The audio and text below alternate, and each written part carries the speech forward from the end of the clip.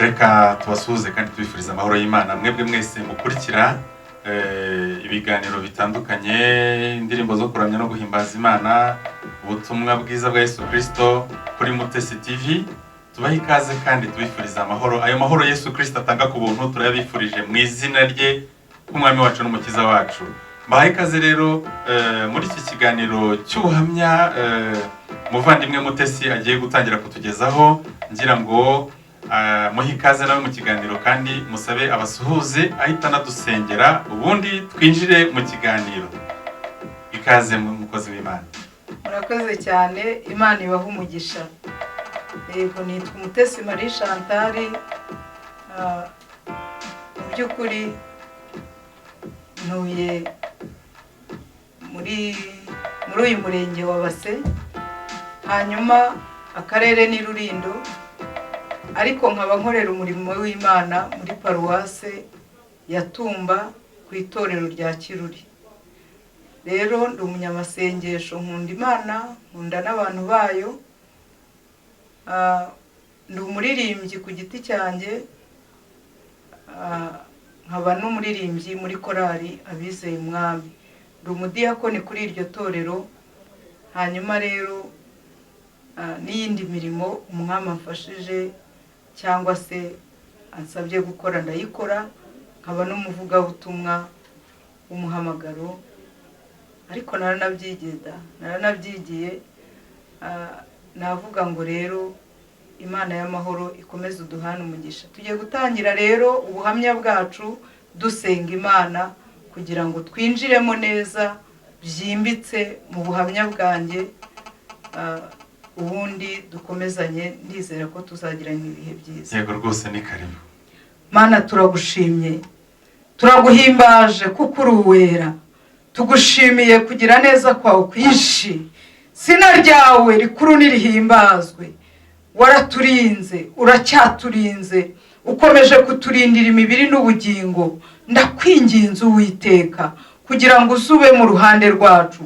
Aka kanya tubane nawe, aka kanya utubere ibyiringiro, aka kanya utudiastayiminifo, udutere umunezero. Ubu buhamya buzagire aho bukura abantu naho bubashyitsa. Turakwinginze kuko uri Imana yumva ikanasubiza. Hari abababaye benshi, hari abari mu majune, hari abari mu ngorane, hari abantu bahagaze batazi ejo habo hazaza uko hazaba hameze. Ariko kutetere vekire dostayi, kutari benefore drere, kukuti yastayi minifo, kuko tugufite tutifuza undi murengezi. Turakwinginze ngo uzubane natwe muri iyi gahunda yose, uzube mu ruhande rwacu, kandi umuntu wese wumva ubu buhamya bumukomeze kandi bugiraho bumuvana naho umushyitsa. Byose mbisabye ntyo nizeye izina rya Kristo wabambwe rimwe gusa. Amen. Amen, amen, amen. Yego. Ni karibu rero tuguhaye ikaze mukozi w'Imana. Urakoze kutwegereza Imana. Iki kiganiro rero nkuko watubwiye ko ugiye kuzatugezaho ubuhamya bw'ubuzima bwawe muri uru rugendo. Yego. Ntabwo nzi ukuntu wabiteguye n'uburyo uzabatugezaho, ariko mfite amatsiko yo kumenya ngo urahera hehe ko ubuhamya bw'umuntu aba ari burebure. Urahera he koko? Ndahera mu bwana bwanjye. Ntabwo ndi buhere igihe nashingiye urugo, kuko ahanini niho najyaga mpera, ariko ubu ndahera mu bwana bwanjye kugeza igihe ubuhamya bwanjye buzarangirira. Mu by'ukuri umuntu wese akumva itangiriro ry'ubuzima bwanjye, kugira ngo bikomeze abantu, kugira ngo bihe imbaraga abantu. Umuntu wese wumva ko yihebye amenye ko hari Imana ifite imbaraga n'ubutware n'ubushobozi. Yego rwose rero tuguhaye ikaze rwose, wisagagure utwibutse ubuto bwawe, hanyuma uzatwinjize muri urwo rugendo. Rwose tuguteze yombi. Bakunzi ba Mutesi TV mwese muri hirya no hino ku isi, n'abandi mugiye kuba bashya muri uyu muryango mugari wa Mutesi TV, mwese tubahaye ikaze, muzakurikire ubutumwa kandi buzubaka imitima yanyu. Reka duhe umwanya umuvandimwe Mutesi, hanyuma rwose atangira tubwira ubuhamya bwe kuri iyi nshuro ya mbere tugiye gutangira. Iyi ni episode ya mbere, tubibutsa yuko ubuhamya ari burebure, azawuduha mu byiciro, ariko kuri iyi nshuro agiye gutangira duhereye mu bwana bwe, hanyuma tuzagenda dukomeza uko Kristo azadushoboza, azatubwira kugeza ku musozo. Rero nguhaye ikaze mu kiganiro ubuhamya bwanjye, umwanya ni uwawe. Murakoze cyane. Ubwana bwanjye rero ndumva ndi butangirire ku gihe naviriye iwacu nkajya gukora akazi ko mu rugo. Navuye iwacu ndi umwana w'imyaka 17.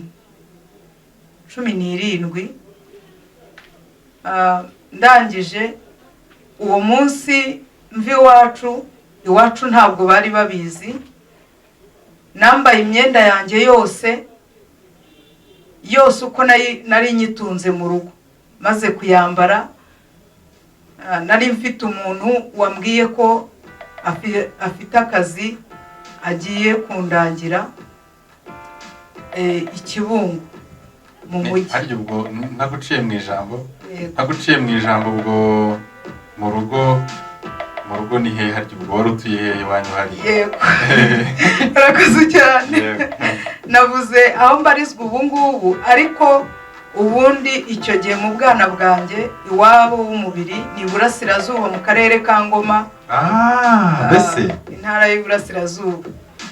Rero navuga ngo mu cyahoze cyitwa komine Sake niho iwacu n'ubu ngubu batuye. Kugira ngo abantu bamenye neza, hariho ubwo hahoze hitwa muri komine Sake, ubu hitwa ngo iki? Hitwa umurenge wa Sake, akarere ka Ngoma.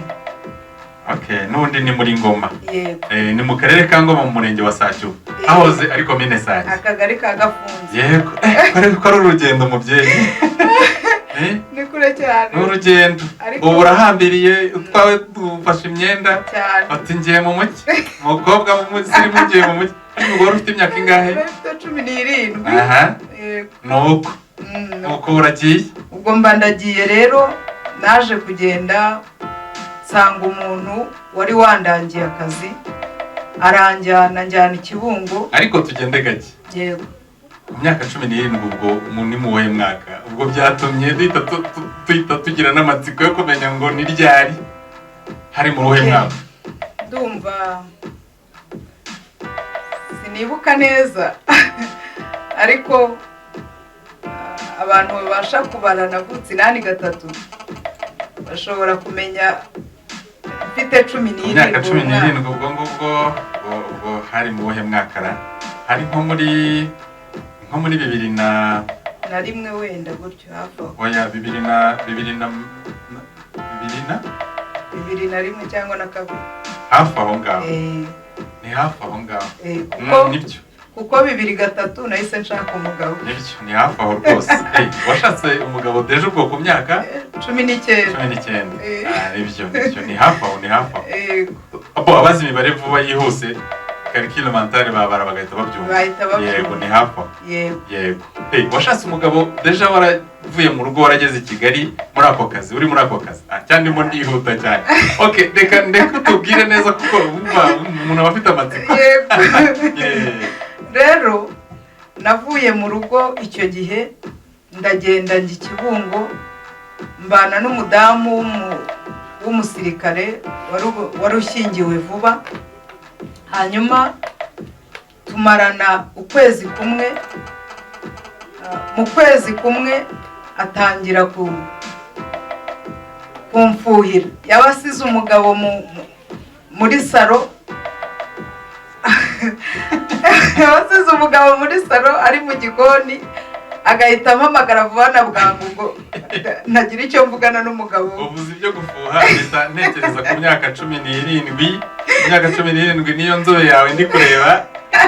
Birashoboka ko umukobwa w'igitangaza. Hanyuma se ndaga kuminyina urumva nawe yaracana. Umugeni yari mukuru se cyangwa ntago mwajyaga kungana? We yari mukuru nyine, yashatse akuze. Urumva nge nari nkiri umwana. Arukiri rwose. Nkiri umwana. Rwose agakubi gatomoye bigaragara. Kuko iyo umuntu akwitegereje abona yuko mu buto bwawe rwose nubwo utarasaza abona ko ushobora kuba hari inkumi yarangaza abantu. Nuko muri icyo gihe nyine nari inkumi itangiye kugaragara. Yego. Na cyane ko n'abamotari bajyaga bamara ifutina n'izo ndinze kubasoma. Wari ufite inzobe imurika rwose. Icyo gihe ni ukuri pe numvaga. Yewe. Ntabwo byari byoroshye. Rero nabwira abantu icyo gihe ari igihe umuntu yambwiraga ati uri mwiza narangiza ariko mbwira abantu ntibakajye babwira abakobwa cyane ko ari beza babica umutima. Babica umutima. Oya ariko kubwira umuntu ko ari mwiza ntabwo keretse iyo ari ikibi kibyihishe inyuma kuko Imana yaturemye ngira ngo ni urukundo sibyo kandi Imana ni nziza urumva umuntu usa n'Imana kubwira ngo ni mwiza numva atari ikibazo. Ahubwo wenda ababivuga hari izindi nyungu zihishe inyuma zitari nziza abo nibo wenda umuntu yabwira cyangwa se akabwira abakobwa ngo mujye muba maso. Yego. Ariko ubundi kubwira umuntu ngo uri mwiza rwose bajya bavuga ngo ndi mwiza irarumbye. Irarumbye? Nabo bagira ibinyarwanda. Iyo umuntu ngo ni mwiza umukobwa hari igihe ahera iwabo kubera ko bamubwiye ko ari mwiza akumva umusore uje atapfa kumwemera. Aho ndumva hajemo ikigerageza. Barambwiraga ngo ndi mwiza noneho nanjye nkafata indorerwamo nkagira gutya akaba ubwo nkaryama ngaramye nkireba gutya narangiza nkabona koko ko ubu ndi mwiza nkajya nireba gutya. Byari bikomeye. Byari ibintu bikomeye cyane kuko abana bose muri urwo rugero baba bafite utuntu twabo tubarimo. Nanjye rero ntabwo navutse ngo nsimbuke naruka imyaka ngere muri iyi myaka ndimo ibiba ku bandi bana cyangwa ibiba ku bandi bakobwa nanjye byambayeho. Rero icyo gihe nakubwira ngo nagiye mu mujyi icyo gihe uwo mudamu twagiye kubana rero hajemo ikintu cyo gufuha kandi nanone najya mu gikoni naba ntetse akabaraje bitangiye gutogota ati atabirira mu nkono ibintu birakomera biba byinshi umva yaba yicaye rero kuri ya nkono kugira ngo ntabirira mu nkono yarangiza akavuga ati ubwo umugabo wanjye asigaye yicaye muri salo kandi nari mutumye ikintu mu nzu mu by'ukuri ashobora kuntwara umugabo wanjye nabwo akongera agafuha. Mu by'ukuri nakubwira ngo nahuye n'ingorane muri uko kwezi kumwe twabanye. Nabanye ukwezi kumwe gusa? Ukwezi kumwe. Ukwezi kumwe. Umugeni yari igitangaza. Nagashyashya. Rero birangiye nibwo nimutse njya ku rundi rugo bari baturanye. Ngiye ku rugo bari baturanye rero umugabo waho hashize nk'amezi